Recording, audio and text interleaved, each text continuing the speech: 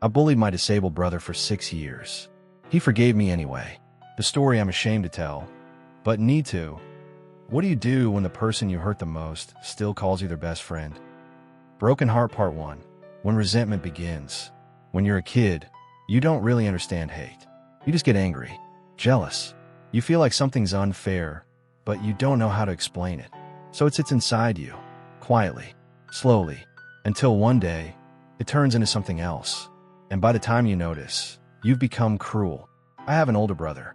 He's 2 years older than me. He was born with a condition that left him in a wheelchair for life. His legs never fully developed, and his hands don't work like mine. Even basic things, holding a spoon, typing, opening a bottle, take effort for him. When we were little, we were close. We'd spend hours playing with toy cars on the floor. He'd make all the engine noises, and I'd build cities from pillows and boxes. He'd always let me win, even if it meant he lost every single time. At night, he'd ask me to read to him because my voice helped him sleep. I didn't see him as disabled.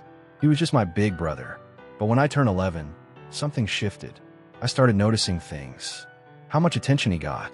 How every dinner was about him. His meds. His appointments. His pain. His moods. My parents were always exhausted, but never for me. I was expected to understand, to help, to step back. I remember one specific dinner. My mom was cutting his food into small bites. My dad was tucking a napkin under his chin. I sat across from them, untouched food on my plate. No one asked about my day. No one looked at me. I remember thinking, if I vanished right now, would anyone notice? That was the seed. Over time, I resented how much he needed, how much I had to do. I'd feed him, clean up after him, run upstairs to get his charger, then be told I was being impatient if I sighed once. But the worst part wasn't the work. It was the way he could snap at them, get frustrated, yell, cry, and they'd still hug him, still tell him he was brave, still give him more. I started to hate him for it.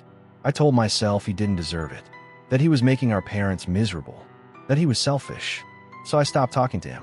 I stayed out later, made more friends.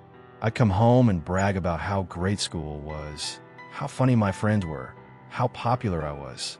I knew he couldn't relate. That was the point. He smiled, always smiled, but I could see it.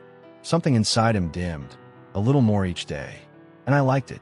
I liked knowing that he felt small, like I had for years. Broken Heart Part 2. Making him suffer. I don't know when it stopped being passive. I don't know when I crossed the line. But once I did, I didn't go back. At first, it was subtle. I'd ignore him when he asked for help. Make him repeat himself.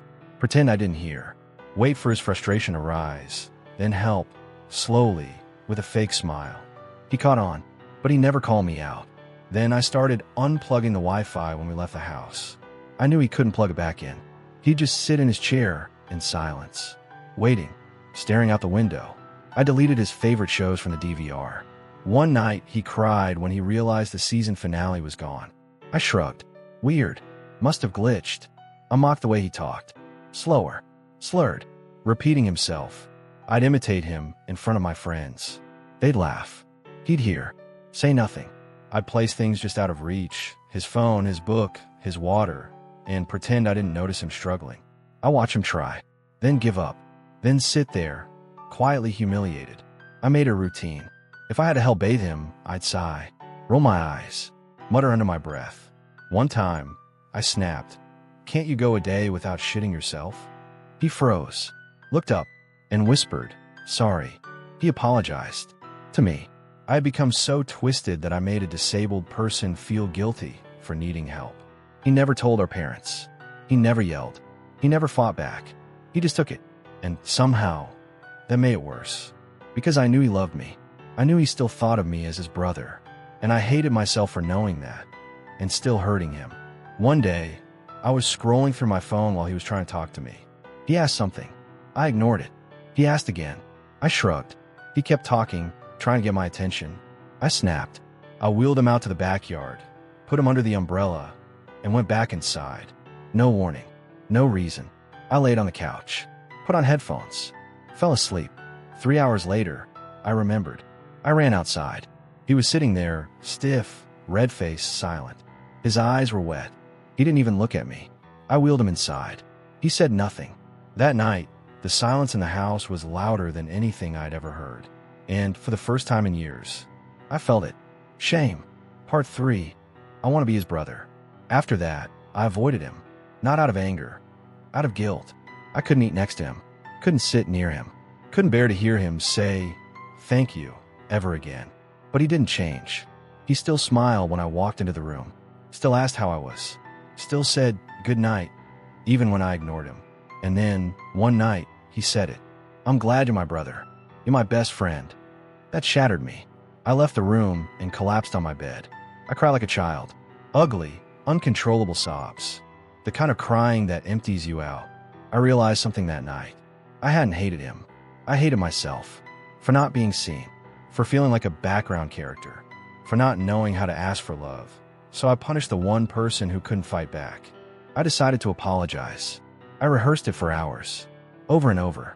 "I'm sorry. I was cruel. You didn't deserve it. I don't expect forgiveness. I just need to say it." But nothing felt like enough. He'd been out with my mom, doctor's appointment. I waited in the hallway when they came back.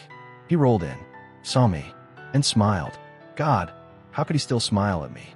I walked up to him, hands shaking, voice dry. "I'm sorry. For everything. For all the times I ignored you, mocked you, hurt you. I don't want to be that person anymore." He looked at me, paused, then said, "Okay, let's start over." And I knew. He'd forgiven me a long time ago. Puzzle piece epilogue. I'm 17. He's 19. I'm not a good person. Not yet. I don't deserve praise for stopping something I never should have started. But I do want to change. I want to be his brother again. I started with the little things. I cleaned his tablet screen. Charged his chair without being asked. Made him laugh on purpose. Watched his favorite show with him. Asked about his day. And really listened. He smiled more. Not the same smile as before. A new one. One with trust. We're not fixed. There's no undoing years of pain.